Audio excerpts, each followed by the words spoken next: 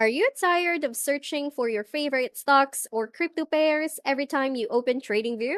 In this quick tutorial, I will show you how to create a watch list so you can track multiple assets in one place, saving you time and making your trading more efficient. Let's get started. On your TradingView, go to the upper right corner and find the paper icon. Click that to see the watch list. Here, you will see a plus symbol. Click that to add the assets in your watch list. Search for it and click it so that it will automatically be added in your watch list.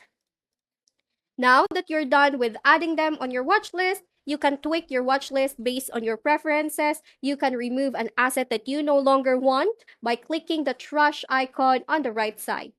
You can also change the name of this watch list specifically on what you prefer to name all of the stocks that you are watching for. So for example, this is for US only, or these are the stocks that I have in the US. So I will go ahead and name it under US. Another thing that you can do is you can clear all the list. If you want to change all the assets that you have here, you can go ahead and clear list. Another is if you want to create a new list of watch list, you can go ahead and create a new list. However, this feature is only available for premium subscribers only.